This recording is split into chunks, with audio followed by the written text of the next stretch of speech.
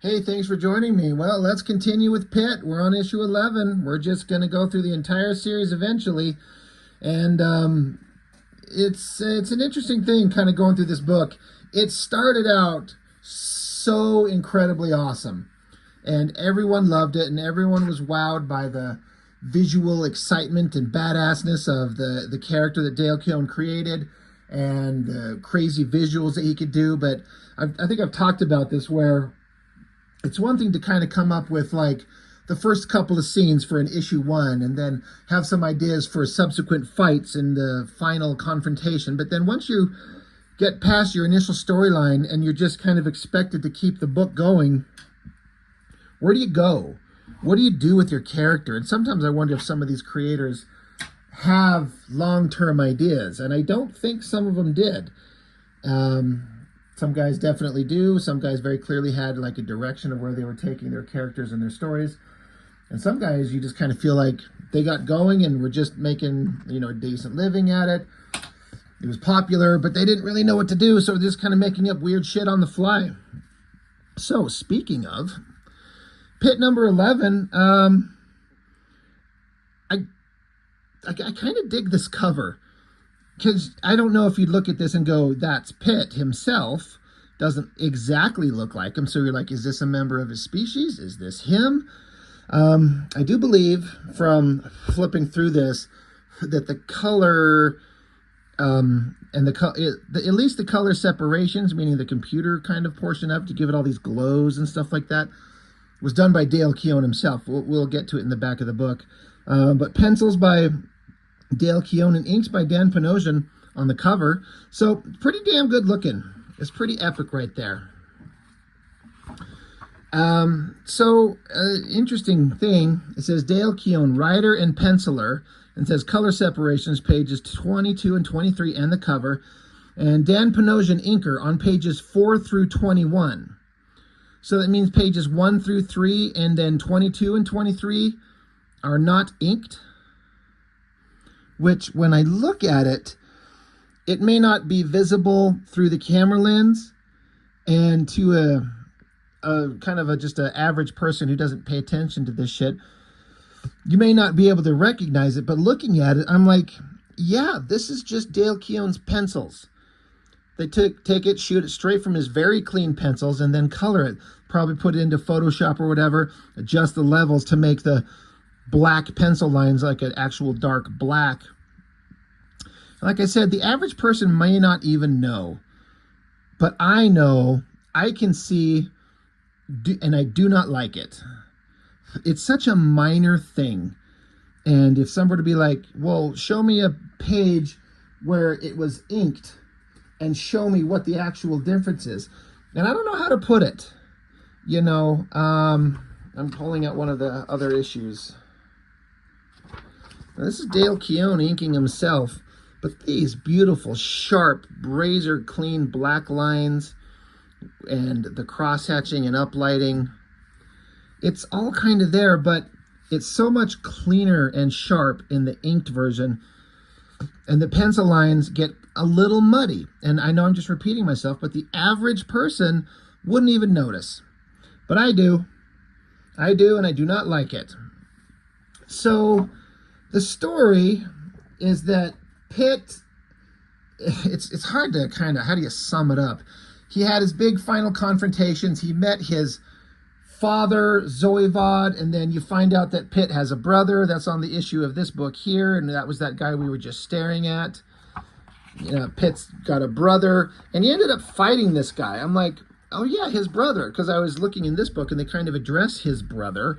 So, like, well, what happened to him? And in the fight, Pitt's fighting, he's not doing really well, and these other human soldiers come along, these super-powered beings, and they interject, and they get into the fight with Pitt to help him take on this monstrous brother of his. And then Pitt just kicks his brother in the air, and then superhero guy shoots him with lasers and sends his brother flying off into the distance, and then that was literally the last time you see him.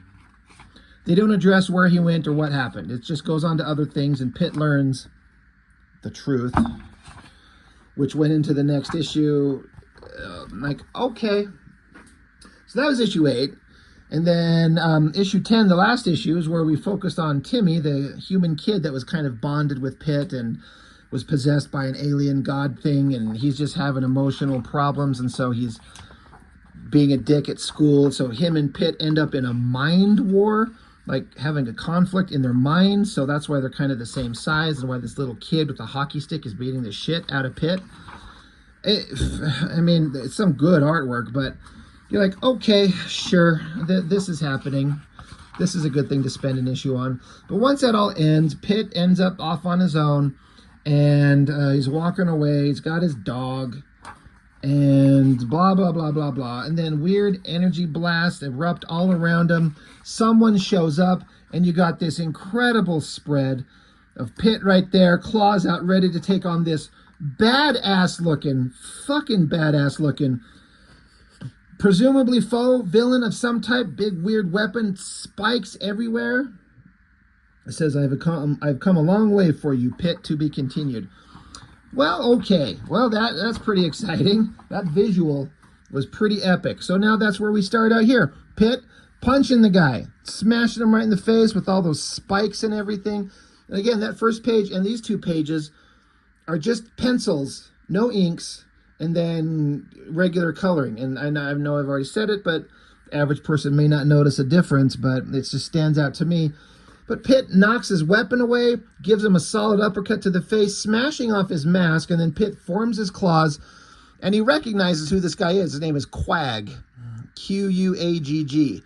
Pitt's like, why are you here? I thought Zoivod would have killed you by now. And it referring back to issue 2. So I guess this guy was in the book in issue 2, took on Pitt, failed, and then he should have been executed for his failure, but here he is. And Quag is like, I wish he had as much as I wish you would. So Pitt's like, death is what you want?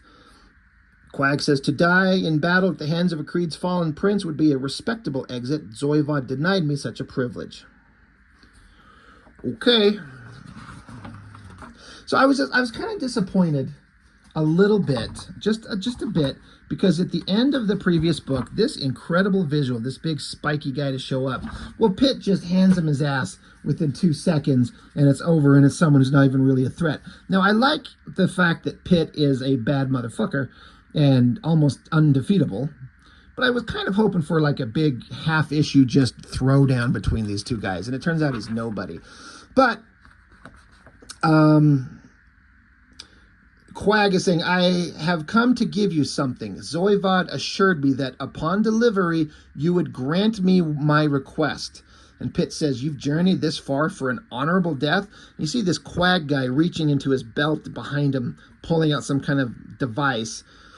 Pitt says, I'll grant you nothing. And Quag says, you will see. And then it says, this is some... I read this, and I'm like, it's trying to be like weird comic booky sci-fi silliness, like technobabble nonsense. But this is like really bad. It says, sometime after Pitt's birth, the evil Creed ruler Zoivod had extracted specific DNA from Pitt's brain, robbing him of any possible recall of his sordid inception. The DNA was then converted into energy to store for future experiments. In this energy form, such memories can be reintroduced, but not without debilitating side effects. So I'm like, okay, you sucked out DNA, which caused memory loss, and then you turned it into electricity, and then shoot the electricity back into his brain so he can remember what he forgot. Okay, they could have just said, Quag pulls out a memory restorer and zaps Pitt in the brain, and he gets his memories back. But this over-elaborate explanation is silly. It says, like a freakish private screening, the past unfolds, a different time, a different place, the planet Creed. So I'm like, the planet Creed, there's like an asteroid field, planets. I'm like, Dale Keown just drew a circle and did like basic like high school art sphere shading. Like, it doesn't look like a planet at all. It's just a circle with some shadows, like from cross-hatching. That's the level of like detail you put into drawing a fucking planet? Like, come on. Hell, just leave it open and have the colorists like color in clouds and shit. Make it look like a planet. But what it does here is we get to see a continuation of Pitt's origin. Now, I think it was issue 9 where we find out that they started the origin of Pitt, like the actual, like, where does he come from? And it's basically a human couple on Earth ended up pregnant, I think with twins. I'm trying to remember. But they get abducted by aliens, these things, and I think they took one of the human fetuses, brought it back to wherever, the Creed planet, and then genetically experimented on it, infusing the DNA of the human with the alien Lord Zoivod, creating this hybrid creature, the likes of which they've never seen anything before. They've done genetic experiments before, but never human and alien DNA, specifically Zoivod. It was the first time they combined human DNA with that of Zoivod himself. The experiment was volatile from the start. Accelerated growth made it impossible to predict metamorphic results. So in this, what a Bacta tank, like from Empire Strikes Back, there's this baldish looking giant muscular clawed creature. So we're like, that's Pitt. This is him being grown in a lab. He's a test tube baby. It says the subject's target mass was attained far ahead of the projected time. It caught them unprepared and unequipped. In sharp contrast to their masters, these enslaved aliens were pacifists. So these little bug-eyed grays were like science aliens, but they don't fight. So Pitt can just claw his way out of the jar because it happened way faster than they expected. So they call in Creed warriors, I think up to and including Quag himself, who was introduced in issue 2 and then is in the beginning of this book. He's got a bunch of soldiers, and so they go searching around. They end up trying to track down Pitt. And so while they're searching through the corridors of this alien science station, covered in goo is a naked, bald... I can't decide if he's visually supposed to be smaller than he is in the standard comic because he's so much bigger than humans, but he's a runt compared to his own people. I'm not for sure. But they're like, hey, we caught up with them. We found him. We got him cornered. And they're like, tell everyone to back off if you value your lives. So this guy, I think it's supposed to be Pitt's brother, the guy that we were showing in the other issue. He tells them, if you value your lives, back off. But the Creed soldiers are a proud bunch. And there are 5 fully armed Creed warriors. And then this is where we get into Dale Keown doing the shit we're here for. He loves his double-page spreads with flexing monsters and goo and blood and guts and chains and teeth and eyes and hair and whatever the fuck. I also should mention, I was talking about how those first couple of pages were just pencils. But after page 3, everything else subsequently up to here, inked by Dan Panosian, who is a fantastic inker. He's one of the best artists you've ever seen now, like God-level art. But it's interesting because I think I've already reviewed the Pitt Hulk crossover, and Panosian inked that. And I remember thinking when I got that book, there was something about the inking that I thought felt a little static and rigid and just robbed Dale Keown's artwork of some kind of vibe that I thought just worked so much better in the early issues of Pitt, especially when Dale Keown inks himself. But here, Panosian's inking him, and I have no problem with anything that I'm seeing. It looks damn good. So here's newly born Pitt. Says the creature was alone, scarcely the size of one of them. Hardly a threat is what the Creed soldiers were saying. There's 5 of us. We've all got guns. And he's not even barely the size of one of us. There's 5 of us. We're armed. But when you see this creature covered in goo, flexing, and no one does this like evil-eyed, bug-eyed, gritted teeth thing better than Dale Keown. It's super badass. So very cool. Love this spread. So all the Creed soldiers just open fire. Just start blasting at him. And he just mows Pitt down, even though his name's not Pitt. We don't know that, but that's who he is. So it's getting blasted, shot. They stop shooting. It says their blasters packed the power to dismember any foe, yet the only apparent damage was epidermal, meaning they only fried his outer layers of his skin. So Pitt grabs their hand, chops this guy's face off, sends him flying. So the other soldiers are like, oh, shit. And what do we get? More of that stuff that we love to see from Dale Keown. He's a little runty guy compared to him, but he jumps up and just starts mowing through these guys. Look at that insane monster mouth, giant hand with the claws, the musculature, his feet up here, and then even all these like faces on the side. Great sharp cross-hatching inking from Panosian. Looks fantastic. What a great spread. This is the stuff that I'm always excited for in these PITT comics, is when Dale Keown just unleashes his inner badass artist to have his monster hero fighting monster villains, and it's just a double-page spread of awesomeness. Now, you can't construct a satisfying comic based solely on double-page spreads of monsters fighting. Like, it would get old eventually. So you got to spread them out and choose your moment and build them up. I get it. But they sure stand out when you get them, and they're just really good. This is less exciting because it's just like a small panel there and then a not so great shot of a guy's face and a giant hand. It's all fine, but Pitt is just ripping these creatures to pieces. So he might be a little runt, but this little hybrid runt, extremely powerful, extremely dangerous. So he lands, killed them all, and then Pitt's brother shows up, the guy that we saw from the other issue. Zaps him with some kind of laser stuff. I don't know why all the laser guns didn't do anything to Pitt, but the stun gun does. Pitt's unconscious. Look how small he is compared to his giant brother. He says, I am Zoivod's rightful heir. His attempt to create another hybrid son are doomed. I will see to that. So he got his big clawed hand and stabs it into Pitt, I guess. And then he just drops Pitt on the ground, and he tells his little underling there, now inform Zoivod that the crossbreed tests have failed due to quote-unquote complications, and clean this up. So the soldier just picks up, presumably, Pitt's dead body. Now, we know better, but...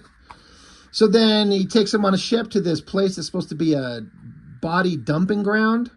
It's been used for body disposal for eons. The guy's about to drop him out of hatch, but then Pitt's not dead. So he jumps up, slashes at the guy, tears his face apart. But soldier guy's got a gun, zaps Pitt, and knocks him out the hole in the bottom of the ship, and he falls down to the dumping grounds far below. And then we get back to the regular storyline, and these are back to pencils, no longer Dan Panosian inks, and Dale Keown doing the color separations. And honestly, the entire coloring takes a different vibe. It looks one way here, it's fine, and it looks very different here, and it's still fine. It says, this is now. The players are the same. Their paths have crossed on many occasions since, but this time things have changed. The location, the motivation, and Pitt himself. It says, and then you got a look of almost shock on Pitt's face. It says, the forced flashback injected by Quag triggered more than just memories. Much, much more. So I guess he extended his claws and killed Quag, which is what he wanted. So now he's like a fucking werewolf howling at the moon, screaming. Says, to be continued next issue. So, not a lot happened, but it's still kind of fine, We're finding out about Pitt. They're moving the story along. We're finding out about him in little bits and pieces. I guess it's fine. I mean, it's not mind-blowing or amazing, but it's, he was born in a test tube. He's a human-alien hybrid from the alien god Zoivod, and he's super powerful, and he's lost his memories, and blah, blah, blah. So, I don't know what this image is supposed to be. Like, you can see it's Pitt, and then all these computer-generated bubbles. I wonder if this is just something that they did as like a test mock-up just to kind of fart around with what they could do with the coloring in the computers. I like these random sketches. I'm always a fan of seeing sketchbook stuff. Rough, quickly done, unfinished, energetic ideas in raw form. And I love this type of stuff. You can learn a lot from it. And then it's a little overly colored. I'd rather they actually just be in black and white. But it's pretty badass stuff. I like seeing that. And then we get into, it says, Pit Stop. So Dale Keown says, when I have an idea for a page, in this case a cover, I do a rough sketch, then transfer it onto Bristol board using a light table. I use a hard pencil lead, cuts down on smudging. I use a 5H or a 7H. That's funny, I use a 6H myself. And then, so once he gets the rough thing and transfers it onto a regular finished Bristol board, he says, switching to a softer lead, H or HB, I flesh out the cover by darkening in the lines and filling in the shadows. This stage is the most time-consuming for me, but I love it. Exactly, that's the part where you're like doing the final drawing, and that's the fun part. Inks. Dan Panosian inked this cover and stayed very sincere to my pencils. Dan uses Sable No. 3 brushes and a Hunt 102 Crow quill to do a job. The inks look great. I wish we could see it closer. Says color guide. Before I sent the penciled cover to Dan, I made a photocopy of it. So he took his pencils, photocopied it, reduced it to 64%. With Pantone marker and prism and pencil crayons, I colored it. This stage doesn't have to be labored over, and you don't even have to stay in the lines. It's really just to give the separators something to work from.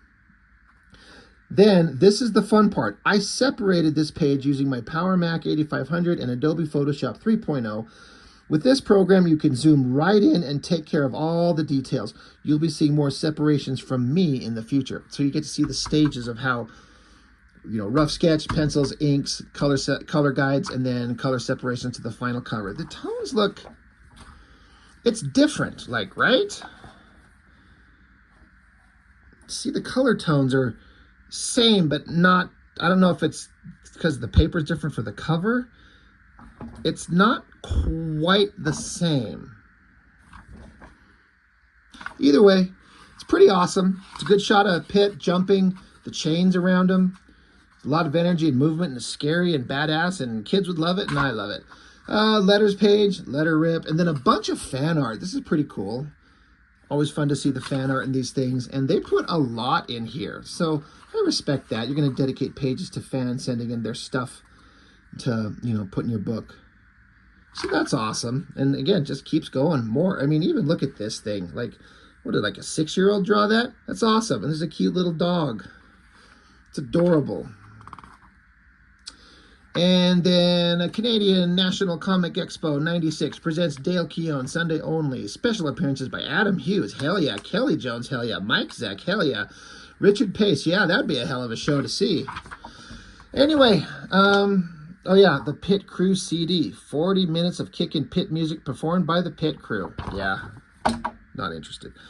Pitt number 11. We're just gonna keep going. It's never bad. Some things are better than others. Some issues are more interesting than others.